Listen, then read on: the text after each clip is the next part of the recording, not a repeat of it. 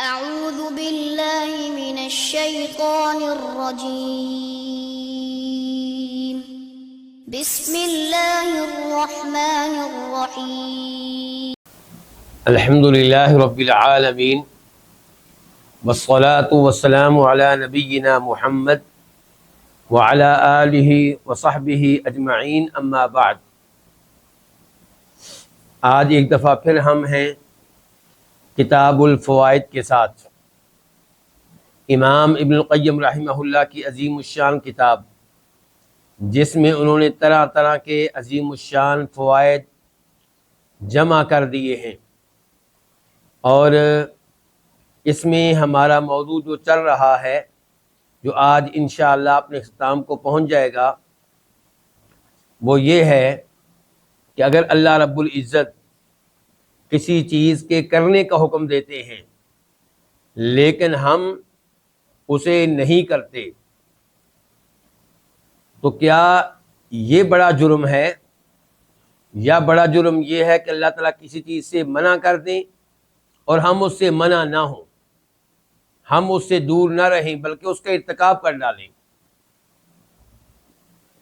تو سہل بن عبداللہ التستری جو 283 ہجری میں فوت ہوئے 283، ان کا یہ کہنا تھا کہ ترک الامر عند اللہ اعظم من ارتکاب النہی، کہ اللہ رب العزت کے ہاں اس چیز پہ عمل نہ کرنا جس کے کرنے کا اللہ نے حکم دیا، یہ بڑا جرم ہے اس سے کہ آپ اس چیز کا ارتکاب کر بیٹھیں جس چیز سے اللہ نے منع کیا تھا۔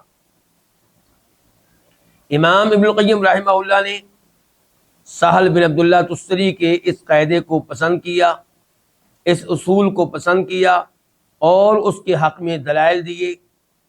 چنانچہ وہ 23 کے قریب وجوہات لے کر آئے، 23 پوائنٹس لے کر آئے، جن کے ذریعے انہوں نے سہل بن عبداللہ کے اس قول کی تائید کی۔ لیکن راجح موقف وہ ہے، مضبوط موقف وہ ہے جو خود امام ابن القیم رحمہ اللہ نے اپنی ایک دوسری کتاب میں بیان کیا ہے۔ کتاب کا نام ہے طریق الہجرتین، اس کی دوسری جلد، صفحہ نمبر 599، والیوم 2، پیج 599۔ وہاں پہ امام صاحب کی گفتگو کا خلاصہ یہ ہے کہ یہ اصول اس انداز سے بیان کرنا مناسب نہیں ہے، بلکہ دیکھا جائے گا کہ اللہ کا کون سا حکم ہے جو آپ نے نہیں مانا۔ اللہ تعالیٰ کا حکم، ہر حکم کی اہمیت ایک جیسی نہیں ہے۔ کسی چیز کا اللہ حکم دیتے ہیں اس کا درجہ بہت بلند ہوتا ہے، اور دوسرا اللہ حکم دیتے ہیں اس کا درجہ پہلے کے مقابلے میں کچھ کم ہوتا ہے۔ اور کبھی اللہ تعالیٰ حکم دیتے ہیں تو اس کا درجہ اس سے بھی کم ہوتا ہے۔ اور جن چیزوں سے اللہ منع کرتے ہیں وہ بھی طرح طرح کی ہیں۔ کوئی چیز صغیرہ گناہ قرار پاتی ہے، کوئی چیز کبیرہ گناہ پاتی ہے، قرار پاتی ہے، اور کسی کو کہا گیا اکبر الکبائر، کبیرہ گناہوں میں سے بھی ایک بڑا گناہ۔ اور کبھی ممنوعہ امور میں شرک ہوتا ہے جو سب سے اوپر ہے۔ تو دیکھنا پڑے گا کہ اللہ کے کس حکم کو آپ نے نظر انداز کیا، اور اللہ نے جن جن چیزوں سے منع کیا تھا ان میں سے کس چیز کا آپ نے ارتکاب کیا ہے۔ جو دو چیزیں بتائی جائیں گی ان کا آپس میں مقابلہ ممکن ہے۔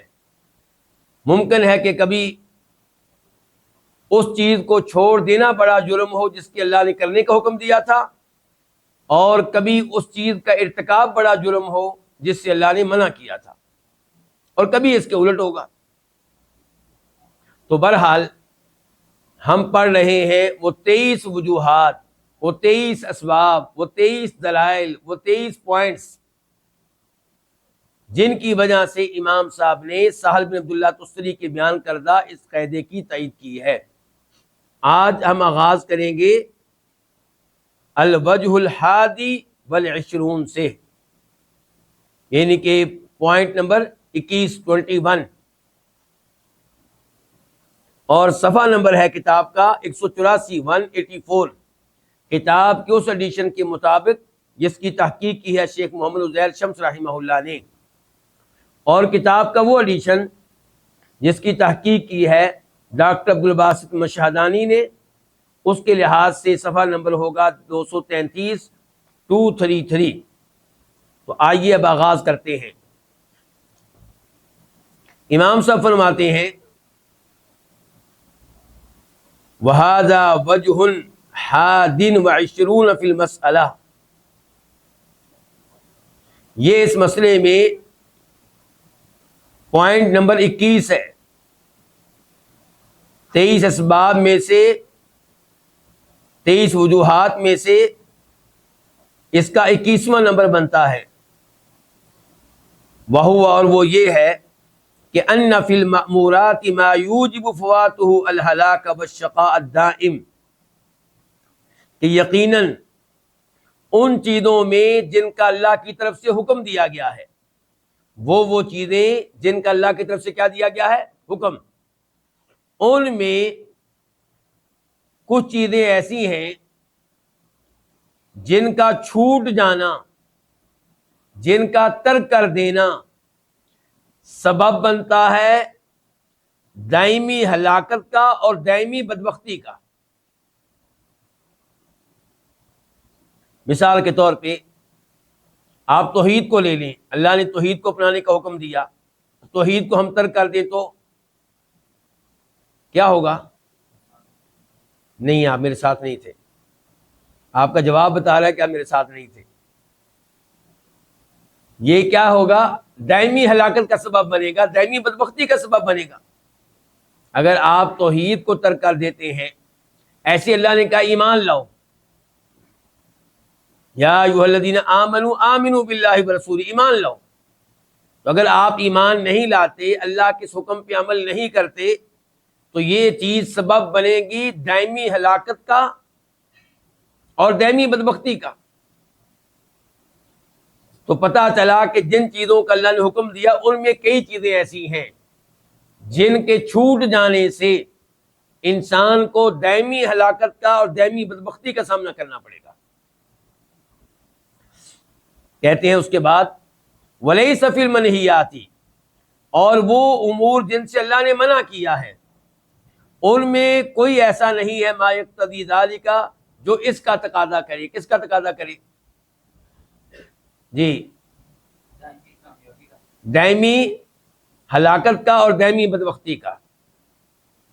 کہنا چاہتے ہیں کہ جن چیزوں کا اللہ نے حکم دیا ان میں کچھ ایسی ہیں کہ جن کو آپ چھوڑ دیں گے تو آپ ہمیشہ کے لیے ہلاک ہو جائیں گے، جہنم میں جائیں گے اور ہمیشہ ہمیشہ کے لیے جائیں گے۔ جبکہ وہ چیزیں جن سے اللہ نے منع کیا ہے ان میں کوئی چیز ایسی نہیں ہے جس کا آپ ارتکاب کریں تو آپ ہمیشہ ہمیشہ کے لیے ہلاکت کا سامنا کریں، دائمی ہلاکت کا سامنا کریں، ہمیشہ کے لیے جہنم کا ایندھن بنے، ایسی کوئی چیز نہیں ہے۔ یہ امام صاحب کا موقف ہے، ورنہ حقیقت یہ ہے کہ ممنوع امور میں شرک موجود ہے، شرک موجود ہے۔ اگر کوئی شرک کا ارتکاب کرتا ہے تو وہ ہمیشہ ہمیشہ کے لیے کیا ہو جائے گا؟ جہنم میں رہے گا، الا یہ کہ فوت ہونے سے پہلے توبہ کر لے۔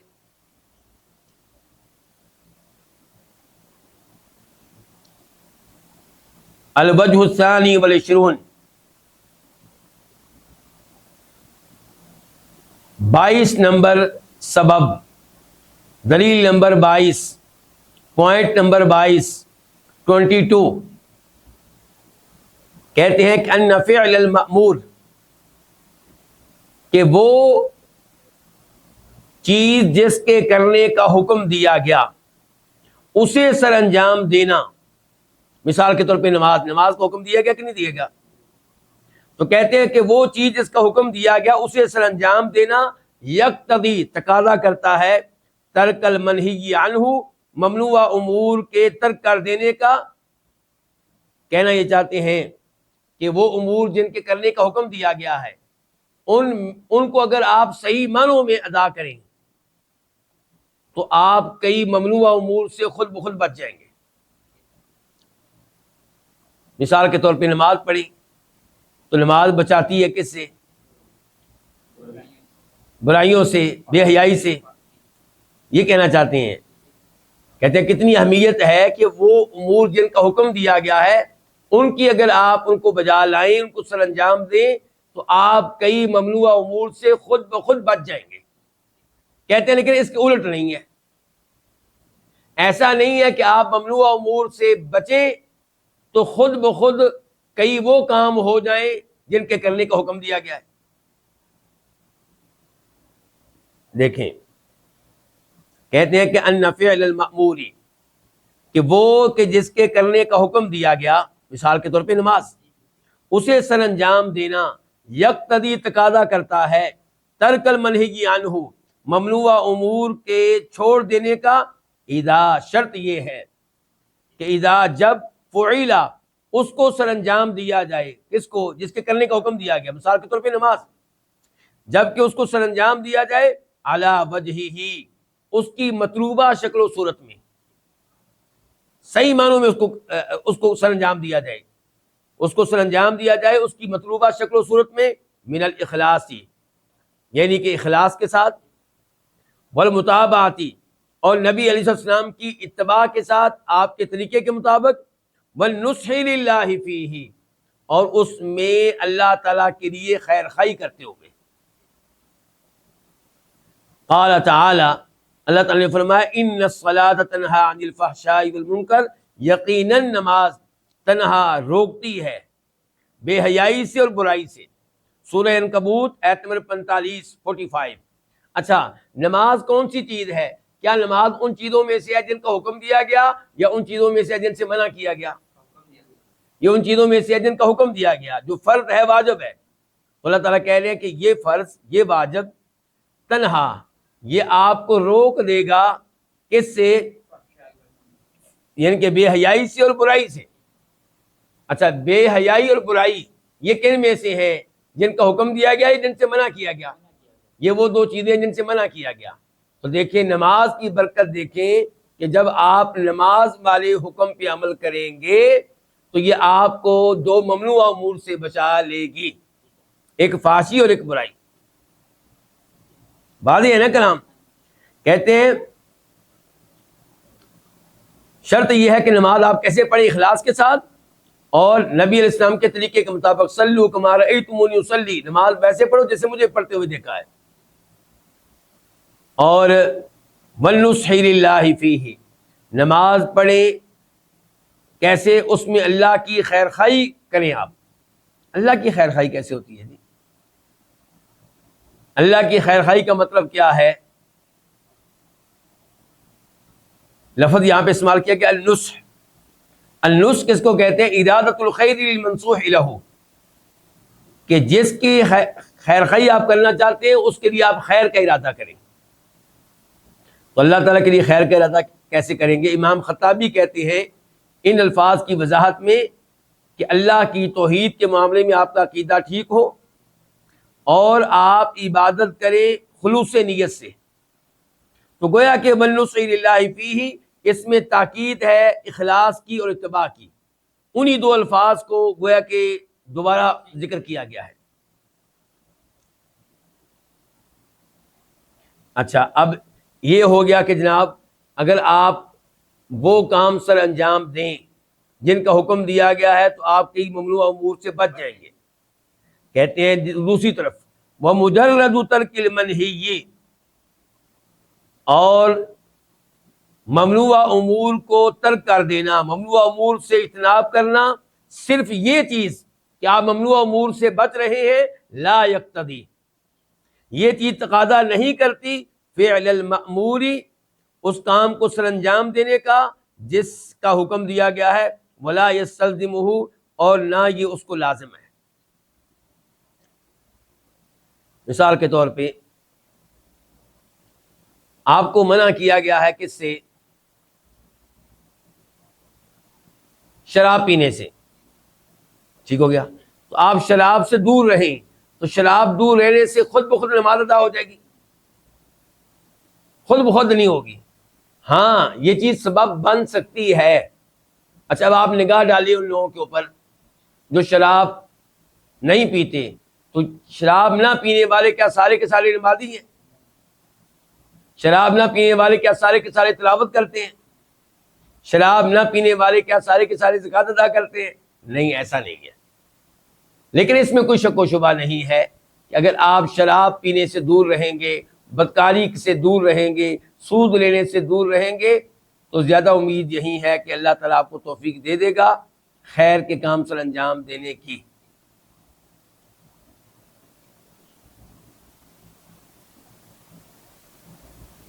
الوجہ الثالث والعشرون، پوائنٹ نمبر 23 یعنی کہ ان 23 پوائنٹ میں سے آخری پوائنٹ آ گیا جن سے بقول امام القیم رحمہ اللہ کے پتہ چلتا ہے کہ جس چیز کے کرنے کا اللہ نے حکم دیا، جس کو اللہ نے فرض الواجب قرار دیا، اس کو نہ اپنانا، اس کو نظر انداز کر دینا، اس کو ترک کر دینا، مثال کے طور پہ نماز کو ترک کر دینا، نماز نہ پڑھنا، رمضان کے روزے نہ رکھنا، زکوٰۃ ادا نہ کرنا، فرض ادا نہ کرنا، یہ بڑا جرم ہے۔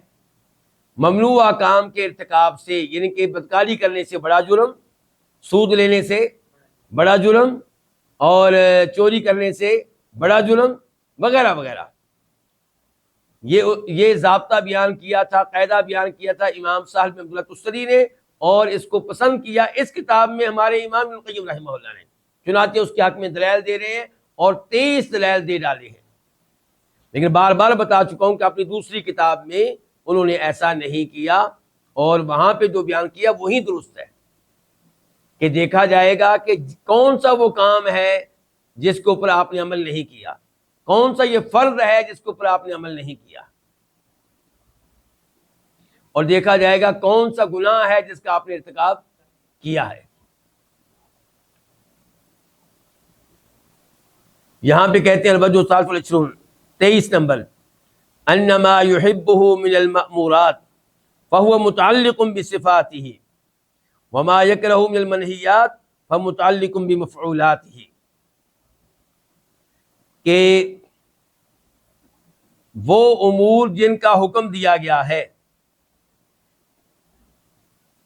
ان میں سے جن سے اللہ محبت، یعنی کہ وہ امور جن کا حکم دیا گیا اور ان سے اللہ محبت کرتا ہے، جن کا حکم دیا گیا ان امور میں سے اللہ تعالیٰ جن سے محبت کرتا ہے، اور اللہ تمام امور سے محبت کرتا ہے، جس چیز کا اللہ نے حکم دیا اللہ اسے محبت کرتا ہے۔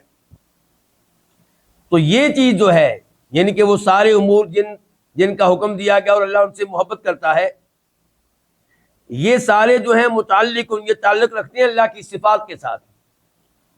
ان کا تعلق کس سے؟ اللہ تعالیٰ کی صفات کے ساتھ۔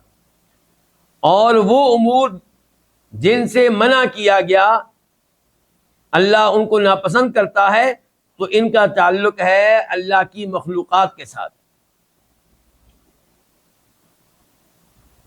آپ کے چہرے بتا رہے ہیں کہ آپ اس کو نہیں سمجھ سکے، اور امام صاحب کو بھی پتا ہے کہ آپ لوگوں کو میری بات کی سمجھ نہیں آئی، تو امام صاحب کہتے ہیں وَهَذَا وَجْهٌ دقیق، یہ ایک دقیق چیز میں بیان کر رہا ہوں۔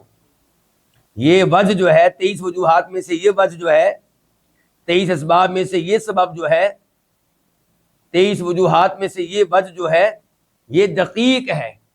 کیا ہے؟ اس میں دقت پائی جاتی ہے، بڑی باریک سی ہے۔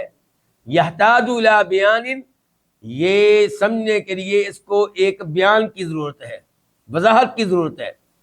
فنقول، چنانچہ ہم کہتے ہیں، اب امام صاحب اپنی اسی بات کی کیا کرنے لگے ہیں؟ وضاحت۔ کہتے ہیں المنہیات شرور، جن امور سے منع کیا گیا ہے، ممنوع امور جو ہیں وہ شر ہیں، ممنوع امور جو ہیں وہ سارے کے سارے شر ہیں۔ کیوں جی؟ شراب پینا خیر ہے کہ شر ہے؟ بدکاری کرنا خیر ہے یا شر ہے؟ چوری کرنا شر ہے؟ تو کہتے ہیں ممنوع امور شر ہیں، وتفضی الی الشرور، اور شر کی طرف لے کر جاتے ہیں، نتیجہ بھی ان کا کوئی اچھا نہیں ہوتا۔ یعنی کہ مثال کے طور پہ چوری کرنے کی سزا کیا ملے گی؟ ہاتھ کاٹ دیا جائے گا، دنیا کے سامنے بے عزتی بھی ہوگی، ٹھیک ہے، اور چوری کرنے کی وجہ سے کئی اور گناہ بھی کرنے آسان ہو جائیں گے. ایک جرم کریں گے تو دوسرا جرم آپ کے لیے آسان کر دیا جاتا ہے. شراب پیئیں گے تو بدکاری کرنا آسان ہو جاتا ہے. شراب پیئیں گے قتل کرنا آسان ہو جاتا ہے.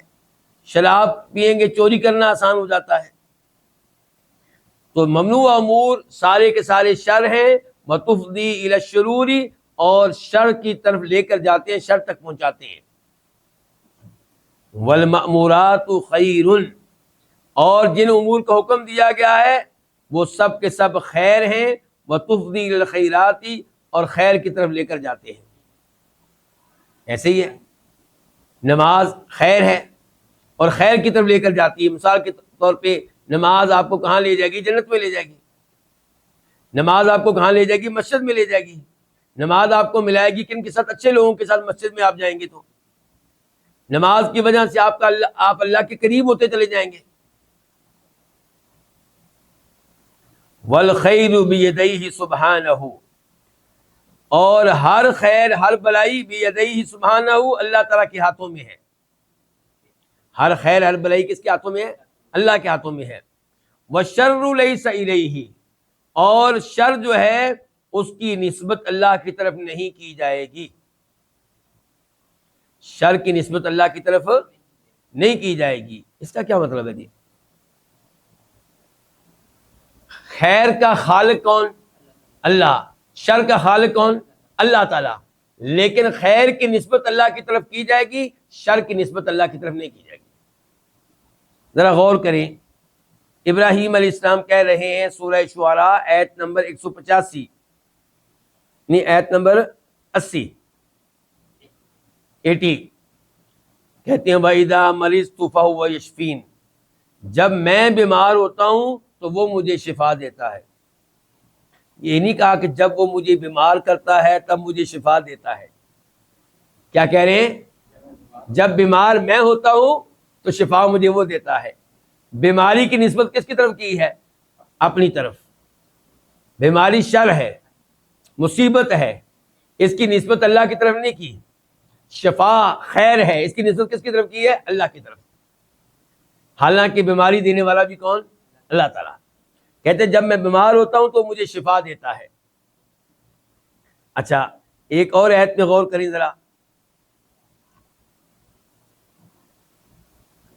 سورہ فلق، قل اعوذ برب الفلق من شر ما خلق. ایسے ہی ہے، یعنی کہ میں پناہ مانگتا ہوں، پناہ میں آتا ہوں. کس کی پناہ میں؟ رب کی پناہ میں آتا ہوں. میں رب کی پناہ میں آتا ہوں. کس چیز سے بچنے کے لیے؟ من شر ما خلق، ان چیزوں کے شر سے بچنے کے لیے جن چیزوں کو اللہ نے پیدا کیا. غور کریں، یہ نہیں کہا گیا کہ میں اللہ کی پناہ میں آتا ہوں اس شر سے بچنے کے لیے جس شر کو اللہ نے پیدا کیا. یہ نہیں کہا گیا. میں پناہ میں آتا ہوں، میں رب کی پناہ میں آتا ہوں اللہ کی مخلوقات کے شر سے بچنے کے لیے. شر کی نسبت کس کی طرف کی گئی؟ مخلوق کی طرف کی گئی. گویا کہ سانپ کے شر سے بچنے کے لیے میں اللہ کی پناہ میں آتا ہوں. شیر کے شر سے بچنے کے لیے میں اللہ کی پناہ میں آتا ہوں. کوئی چور ڈاکو، اس کے شر سے بچنے کے لیے میں اللہ کی پناہ میں آتا ہوں. تو اس شر کی نسبت اللہ کی مخلوق کی طرف کی گئی ہے، یہاں پہ اللہ کی طرف نہیں کی گئی، حالانکہ اس شر کا خالق بھی اللہ ہے.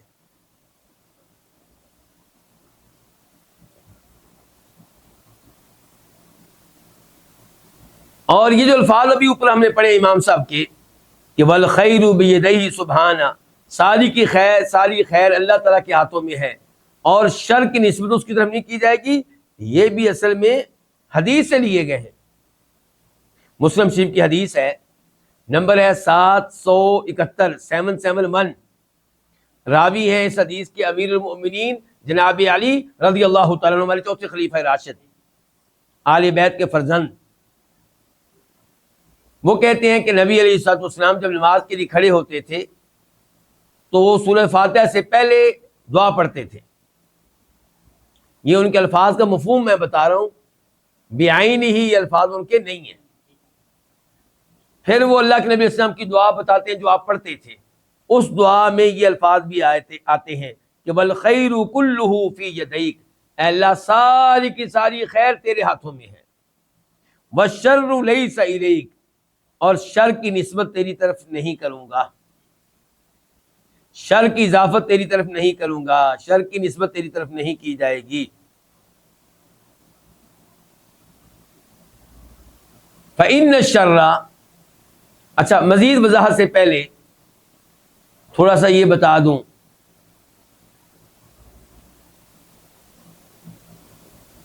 کہ اللہ نے کوئی ایسا شر پیدا نہیں کیا جو شر ہی شر ہو. اللہ نے کوئی ایسی چیز پیدا نہیں کی جس میں صرف شر ہو، جس میں صرف شر ہو.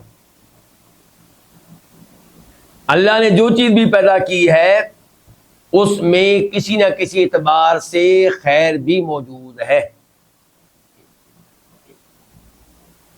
دوسرے نمبر پہ جن چیزوں کو ہم شر کہتے ہیں وہ شر ہے میرے لحاظ سے، آپ کے لحاظ سے، مخلوق کے لحاظ سے. اللہ کے لحاظ سے تو کوئی بھی چیز شر نہیں،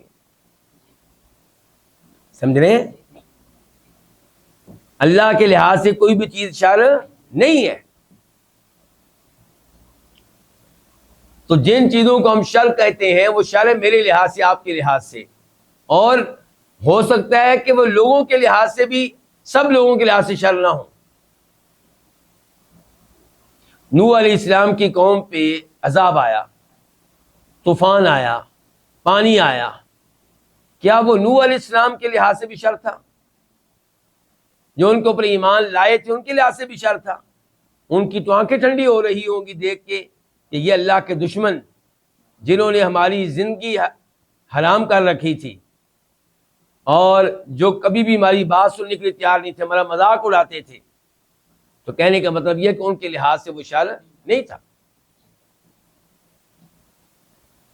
تو ایک چیز ہو سکتا ہے آپ کے لحاظ سے شر ہو، کسی اور کے لحاظ سے شر نہ ہو، اور اللہ کے لحاظ سے تو کوئی بھی چیز شر نہیں ہے. آپ گناہوں کو لے لیں، کس کو لے لیں؟ گناہ جو ہے وہ شر ہے میرے لحاظ سے، آپ کے لحاظ سے. کیوں؟ بدکاری کی وجہ سے اللہ ہمیں معاف رکھے بدکاری سے. بدکاری کی وجہ سے کیا ہوگا؟ ممکن ہے دنیا میں سزا مل جائے، دنیا میں بے عزتی بھی ہو جائے، سزا بھی مل جائے اگر شرعی عدالت ہوگی، اور آخرت میں بھی سزا ملے. لیکن اللہ تعالیٰ کے لحاظ سے تو اس میں کوئی شر نہیں، بلکہ اس میں اس لحاظ سے خیر ہے کہ انسان شرمندہ ہوگا، توبہ کرے گا، معافی مانگے گا، گر گڑائے گا، عاجزی کا اظہار کرے گا، انکساری کا اظہار کرے گا.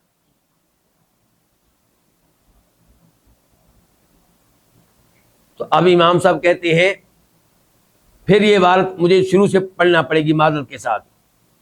کہتے ہیں المنہیات شرور، جن کاموں سے منع کیا گیا ممنوع امور سارے کے سارے کیا ہیں؟ شر ہیں. وتفضی الی الشرور، اور ان کا انجام کیا ہوتا ہے؟ شر. پہنچاتے کدھر ہیں؟ شر. لے کر کدھر جاتے ہیں؟ شر کی طرف. والمأمورات خیر، اور جن چیزوں کو حکم دیا گیا ہے وہ خیر ہیں. وتفضی الخیرات، اور وہ لے کر جاتی ہیں، پہنچاتی ہیں کدھر؟ لے کر جاتی ہیں خیر کی طرف. والخیر بیدیہ سبحانہ، اور ہر خیر اللہ تعالیٰ کے ہاتھ میں ہے، اللہ کے دونوں ہاتھ میں ہے. والشر لیس الیہ، اور شر کی نسبت اس کی طرف نہیں کی جائے گی. فإن الشر، کیونکہ شر لا يدخل فی صفاتہ، یہ اللہ تعالیٰ کی صفات میں داخل نہیں ہوتا. کیا ہم کہہ سکتے ہیں اللہ کی صفات میں سے کوئی صفت ایسی ہے جو شر ہے؟ ولا فی افعالہ، اور نہ ہی شر داخل ہوتا ہے اللہ کے افعال میں. ولا فی اسمائہ، اور نہ ہی شر داخل ہوتا ہے اللہ کے ناموں میں. وانما هو فی المفعولات، شر صرف اور صرف ہے اللہ تعالیٰ کی مخلوقات میں. مع انہ شر بالاضافۃ والنسبۃ للعبد، اس کے ساتھ ساتھ یہ بات بھی معلوم رہے کہ وہ شر جو ہے وہ بندے کے لحاظ سے شر ہے، وہ بندے کے اعتبار سے شر ہے۔ وَإِلَّا مِنْ حَيْثُ إِضَافَتُهُ وَنِسْبَةُ إِلَى الْخَالِقِ سُبْحَانَهُ فَلَيْسَ بِشَرٍّ مِنْ هَذِهِ الْجِهَةِ، ورنہ خالق کی طرف نسبت کرنے کے لحاظ سے، خالق کی طرف اضافت کرنے کے لحاظ سے شر نہیں ہے، اس لحاظ سے وہ شر نہیں ہے۔ آپ دیکھیں بارش اترتی ہے، بارش نازل ہوتی ہے، کسی ایک آدمی کا مکان گر جاتا ہے بارش سے، اب اس کے لحاظ سے بارش کیا ہوئی؟ شر ہوئی، لیکن باقی لوگ بڑے خوش ہیں، الحمدللہ گرمی دور ہو گئی، کئی اور امراض دور ہو جائیں گے اس بارش کی وجہ سے، محلے میں بڑی بدبو سی پھیلی ہوئی تھی وہ ختم ہو جائے گی، اور پانی ملے گا، پانی زمین میں نیچے جا چکا تھا اب ملے گا، پتہ نہیں کتنے ہی فوائد ہیں بارش کے۔ فغایۃ ارتکاب المنہی ان یوجب شرا بالاضافۃ للعبد مع انہ فی نفسہ لیس بشر، ممنوع معاملے کے ارتکاب میں زیادہ سے زیادہ یہ ہوگا کہ وہ سبب بنے گا بندے کے اعتبار سے شر کا۔ اگر آپ نے سود لیا ہے تو اس کا نتیجہ شر نکلے گا آپ کے لحاظ سے، آپ کی مال میں بے برکتی ہوگی اور آخرت میں بھی سزا کا سامنا کرنا پڑ سکتا ہے، دنیا میں بھی مصیبت آ سکتی ہے۔ تو ممنوع کام کے ارتکاب میں زیادہ سے زیادہ کیا ہوتا ہے کہ وہ شر کا سبب بنتا ہے بندے کے اعتبار سے، مع انہ فی نفسہ لیس بشر، جبکہ وہ بذات خود شر نہیں ہے، بذات خود وہ شر نہیں ہے۔ وَأَمَّا فَوَاتُ الْمَأْمُورِ، اور جہاں تک تعلق ہے اس چیز کے چھوٹ جانے کا جس کا حکم دیا گیا تھا، مثال کے طور پہ نماز کے چھوٹ جانے کا، فَيَفُوتُ بِهِ الْخَيْرُ، تو اس کی وجہ سے وہ خیر بھی چھوٹ جائے گی، الَّذِي بِفَوَاتِهِ، جس کے چھوٹ جانے سے يَحْصُلُ ضِدُّهُ مِنَ الشَّرِّ، اس کا جو مد مقابل شر ہے وہ آ جائے گا، یعنی کہ وہ چیز جس کا حکم دیا گیا تھا، مثال کے طور پہ نماز ہے، اس کے چھوٹ جانے سے وہ خیر بھی چھوٹ جائے گی، جس خیر کے چھوٹ جانے سے اس خیر کا مد مقابل شر جو ہے وہ موجود ہوگا، وہ آ جائے گا۔ وَكُلَّمَا كَانَ الْمَأْمُورُ أَحَبَّ إِلَى اللَّهِ سُبْحَانَهُ، اور جس قدر حکم دیا ہوا کام اللہ تعالیٰ کے ہاں زیادہ محبوب ہوگا، مثال کے طور پہ توحید ہے، اس کا اللہ نے حکم دیا ہے، ایمان اس کا اللہ نے حکم دیا ہے، تو کہتے ہیں جس قدر وہ چیز جس کا حکم دیا گیا ہے اللہ کے ہاں زیادہ محبوب ہوگی، کان الشر الحاصل بفوات آدم، تو وہ شر جو موجود ہوتا ہے اس کے چھوٹ جانے سے وہ زیادہ بڑا ہوگا، جیسا کہ توحید اور ایمان ہے۔ توحید اگر جاتی رہی تو جو شر آئے گا وہ بہت بڑا ہوگا، ہمیشہ کے لیے جہنم۔ ایمان اللہ تعالیٰ کے ایمان کا حکم دیا گیا ہے اور یہ اللہ کو بہت محبوب ہے، تو اگر یہ چھوٹ گیا تو اس کے چھوٹ جانے سے جو شر آئے گا وہ بہت بڑا ہوگا۔ وَسِرُّ هَٰذِهِ الْوُجُوهِ، ان تمام پوائنٹس، ان تمام وجوہات، ان تمام اسباب کا خلاصہ یہ ہے، راز یہ ہے کہ ان المأمور به محبوبہ، کہ جن جن چیزوں کا حکم دیا گیا ہے وہ چیزیں اللہ تعالیٰ کو محبوب ہیں، اللہ کو بڑی پیاری ہیں۔ والمنہی مکروہ، اور جن جن چیزوں سے روکا گیا، منع کیا گیا ہے وہ اللہ کو بڑی ناپسند ہے۔ ووقوع محبوبہ، اور ان چیزوں کا واقع ہونا جو چیزیں اللہ کو محبوب ہیں، احب الیہ، یہ اللہ تعالیٰ کو زیادہ محبوب ہے ان چیزوں کے چھوٹ جانے سے جو اللہ کو ناپسند ہیں۔ وفوات محبوبہ، اور وہ چیزیں جن سے اللہ کو محبت ہے ان کا چھوٹ جانا، اکرہ الیہ، اللہ کے ہاں زیادہ ناپسندیدہ ہے، من وقوع مکروہہ، ان چیزوں کے واقع ہو جانے سے جو اللہ تعالیٰ کو ناپسند ہیں. واللہ اعلم، کہتے ہیں باقی اللہ بہتر جانتا ہے. یہاں پہ ہمارا یہ درس اپنے اختتام کو پہنچا، اور چونکہ ابھی ہمارے پاس 15 منٹ موجود ہیں تو ہم نئے درس کا آغاز کرتے ہیں.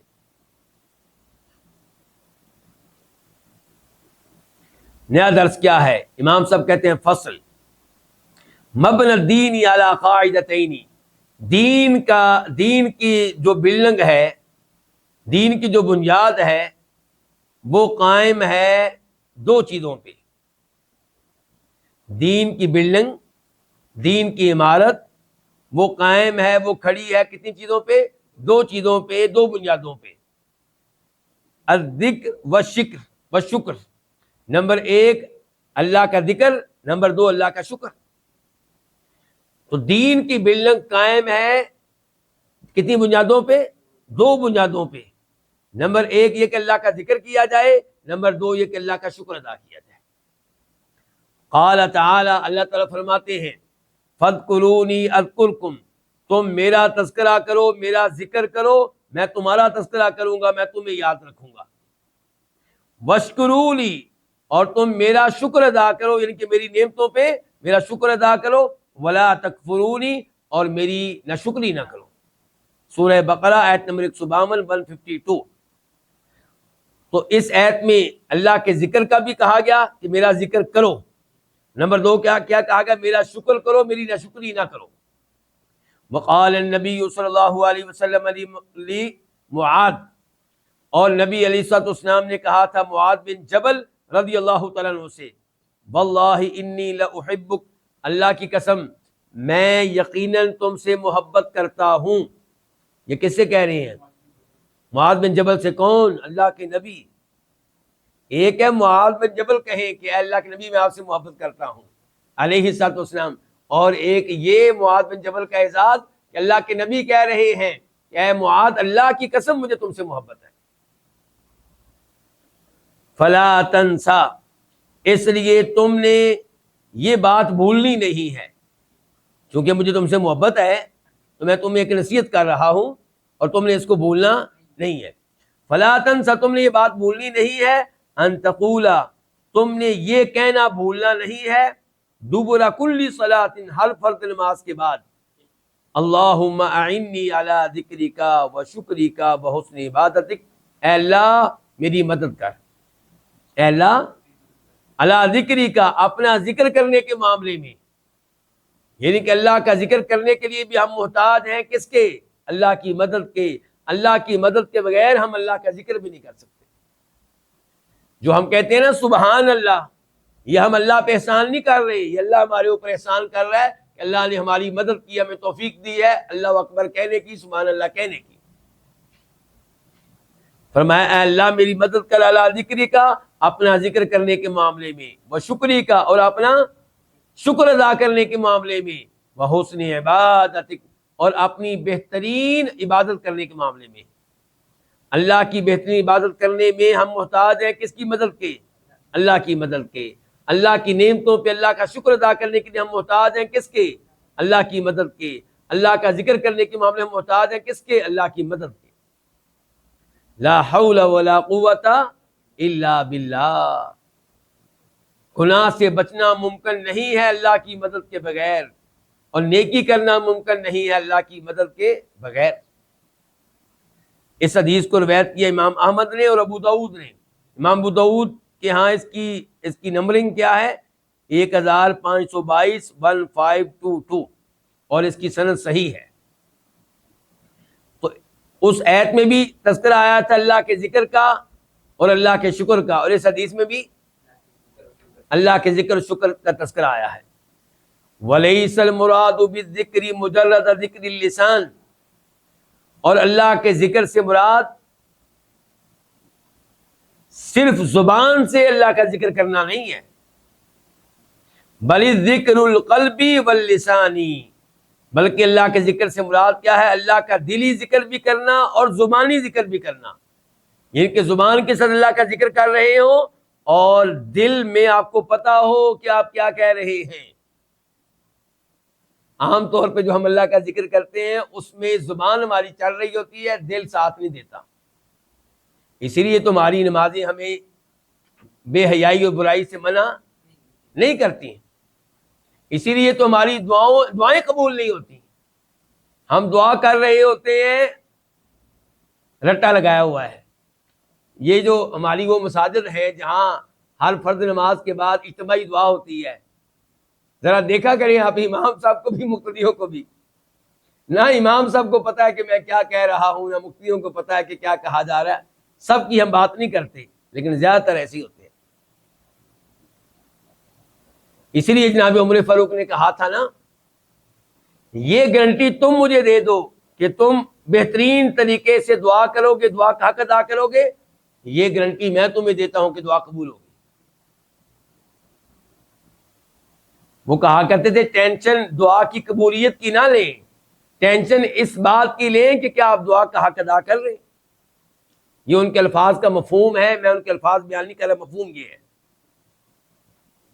تو کہنا چاہتے ہیں امام صاحب کہ ذکر سے مراد صرف زبان کے ذریعے ذکر کرنا نہیں ہے، بلکہ دلی اور زبانی ذکر، یعنی کہ زبان کے ساتھ ذکر. وَذِكْرُهُ، اور اللہ کا ذکر یتضمن، یہ شامل ہے کن کن چیزوں کو؟ ذکر اسماءہ و صفاتہ، اللہ کے ناموں اور اللہ کی صفات کے ذکر کو. یعنی کہ جب آپ اللہ کے نام پڑھ رہے ہوتے ہیں، اللہ کے ناموں کا معنی اس کے اوپر غور کر رہے ہوتے ہیں، اللہ کے ناموں کا جو عقیدہ ہے وہ سیکھ رہے ہوتے ہیں، تو آپ کیا کر رہے ہیں؟ اللہ کا ذکر کر رہے ہیں. تو کہتے ہیں اللہ کا ذکر یہ شامل ہے اللہ کے ناموں کے ذکر کو اور اللہ کی صفات کے ذکر کو. جب آپ اللہ کی صفات پڑھ رہے ہوتے ہیں تو یہ آپ کیا کر رہے ہیں؟ اللہ کا ذکر کر رہے ہیں. وَذِكْرَ أَمْرِهِ وَنَهْيِهِ، اور اللہ کا ذکر شامل ہے اللہ کے اوامر کے ذکر کو اور اللہ کی نواہی کے ذکر کو. کیا مطلب؟ جب آپ کہتے ہیں کہ اللہ تعالیٰ نماز کا حکم دیتا ہے تو یہ آپ اللہ کا ذکر کر رہے ہیں.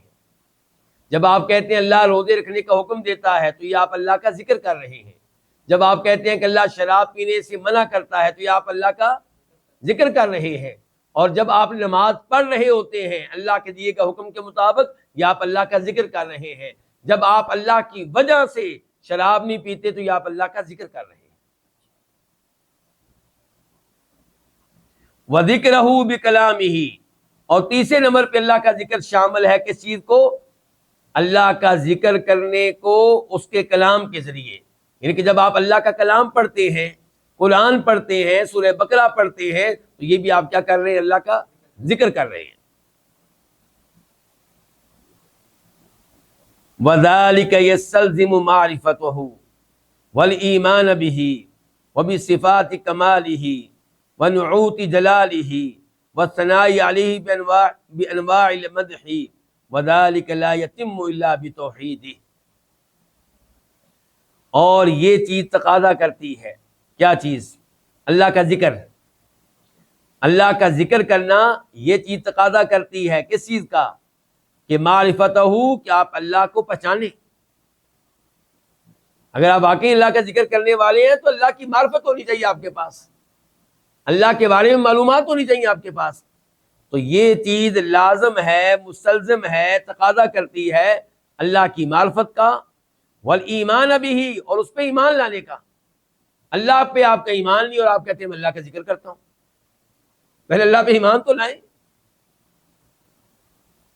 اچھا، یہ چیز تقاضا کرتی ہے اللہ کی معرفت کا اور اللہ پہ ایمان لانے کا. وَبِصِفَاتِ كَمَالِهِ، اور اللہ تعالیٰ کی کامل صفات پہ ایمان لانے کا. وَنُعُوتِ جَلَالِهِ، اور اس کی عظیم صفات پہ ایمان لانے کا. کامل صفات، عظیم صفات. وَالثَّنَاءِ عَلَيْهِ، اور یہ چیز تقاضا کرتی ہے کہ اللہ کی حمد و ثنا بیان کی جائے. بِأَنْوَاعِ الْمَدْحِ، اللہ کی مدح کی مختلف اقسام کے ساتھ. کبھی اللہ کی مدح اس لحاظ سے کی جائے، کبھی اس لحاظ سے کی جائے. مثال کے طور پہ کبھی اللہ تعالیٰ کی آپ مدح بیان کر رہے ہوں، کس طرح کہ اللہ رب العزت ہمارا خالق ہے، کبھی آپ اللہ کی مدح بیان کر رہے ہو کہ اللہ ہمارا مالک ہے، کبھی اس لیے کہ ہمارا کیا ہے رازق ہے. تو طرح طرح کے انداز آپ اپنائیں، ہر طرح کے انداز کے ساتھ. وَذَلِكَ لَا يَتِمُّ إِلَّا بِتَوْحِيدِهِ، اور یہ چیز اس کا حق ادا نہیں ہوتا مگر اللہ کی توحید کے ساتھ. جب آپ اللہ کی توحید کو اپنائیں گے تو تبھی آپ اللہ کے ذکر کا حق ادا کر سکیں گے، تبھی آپ اللہ تعالیٰ کو پہچان سکیں گے، تبھی آپ اللہ پہ ایمان لا سکیں گے. اگر آپ اللہ کے ساتھ اوروں کو شریک کرنے والے ہیں تو آپ اللہ کے ذکر کا حق ادا کرنے والے نہیں ہیں، نہ ہی آپ اللہ کی معرفت کا حق ادا کرنے والے ہیں، نہ ہی آپ اللہ پہ ایمان لانے کا حق ادا کرنے والے ہیں. فذکرہ الحقیقی، چنانچہ اللہ کا حقیقی ذکر یستلزم ذلک کلہ، ان تمام چیزوں کا تقاضا کرتا ہے. کن تمام چیزوں کا؟ جو بھی گزری ہیں. وَيَسْتَلْزِمُ ذِكْرَ نِعَمِهِ وَآلَائِهِ وَإِحْسَانِهِ إِلَى خَلْقِهِ. اللہ کا حقیقی ذکر ان تمام چیزوں کا تقاضا کرتا ہے جو بھی گزری ہیں، اور یہ تقاضا کرتا ہے اس چیز کا کہ ذکر نعمه وآلائه، اللہ کی نعمتوں کا بھی تذکرہ کیا جائے. اللہ نے مجھے اولاد دی ہے، اللہ نے مجھے رزق دیا ہے، اللہ نے مجھے عزت دی ہے، اللہ نے مجھے قرآن کا حافظ بنایا ہے. وَيَسْتَلْزِمُ إِحْسَانَهُ إِلَىٰ خَلْقِهِ، اور اللہ کا ذکر یہ بھی تقاضا کرتا ہے کہ اللہ کی مخلوق کے ساتھ کیا کیا جائے؟ احسان کیا جائے، نیکی کی جائے. وَأَمَّا الشُّكْرُ، اور جہاں تک تعلق ہے اللہ کے شکر کا، دو چیزیں تھیں نا، ایک اللہ کا ذکر اور ایک اللہ کا شکر. تو ذکر کے اوپر قدر تفصیل کے ساتھ گفتگو ہو گئی، اب گفتگو کرنے لگے کس پہ؟ شکر پہ. کہتے ہیں وَأَمَّا الشُّكْرُ، جہاں تک تعلق ہے اللہ کے شکر کا، فَهُوَ الْقِيَامُ لَهُ بِطَاعَتِهِ، تو وہ کیا ہے؟ اللہ کی اطاعت کا اہتمام کرنا، لہو اللہ کی خاطر. وَالتَّقَرُّبُ إِلَيْهِ، اور اللہ کے قریب ہونا، بِأَنْوَاعِ مَحَابِهِ ظَاهِرًا وَبَاطِنًا، اللہ تعالیٰ کے مختلف پسندیدہ اعمال کے ذریعے اللہ کے قریب ہونا، ظاہراً و باطناً، ظاہری طور پہ بھی اور باطنی طور پہ بھی اللہ کے مختلف پسندیدہ اعمال کو اختیار کر کے. ظاہری طور پہ بھی آپ وہ کام کر رہے ہوں جن کو اللہ پسند کرتا ہے، اور باطنی طور پہ بھی آپ وہ اعمال کر رہے ہو جن کو اللہ تعالیٰ پسند کرتا ہے. وَهَذَانِ الْأَمْرَانِ هُمَا جِمَاعُ الدِّينِ، اور یہ دونوں امور، کون سے دونوں امور؟ ذکر اور شکر. یہ دونوں امور ہما جماع الدین، یہ دین کی جڑ اور بنیاد ہے. فذکرہ مستلزم لمعرفتہ، پس اللہ کا ذکر تقاضا کرنے والا ہے اللہ کی معرفت کا. جب آپ اللہ کا ذکر کرتے ہیں تو اس کا مطلب ہے کہ آپ اللہ کو پہچانیں. وشکرہ متضمن لطاعتہ، اور اللہ کا شکر جو ہے یہ شامل ہے اللہ کی اطاعت کو. اگر آپ واقعی اللہ کا شکر کرنے والے ہیں تو پھر اللہ کی بات مانیں، اللہ کی اطاعت کریں، نماز پڑھیں، روزے رکھیں، کبیرہ گناہوں سے دور رہیں. وَهَذَانِ هُمَا الْغَایَةُ الَّتِي خَلَقَ لِأَجْلِهَا الْجِنَّ وَالْإِنسَ وَالسَّمَاوَاتِ وَالْأَرْضِ. بلکہ یہاں سے اس درس کو مکمل کریں گے آئندہ درس میں، کیونکہ آگے کافی ساری آیات آ رہی ہیں اور ان آیات کا گہرا تعلق ہے اس عبارت سے جو ابھی میں پڑھنے والا تھا. اس لیے یہاں سے انشاءاللہ آئندہ درس میں آغاز کریں گے. اللہ رب العزت آپ سب کو جزائے خیر دے. وآخر دعوانا الحمدللہ رب العالمین.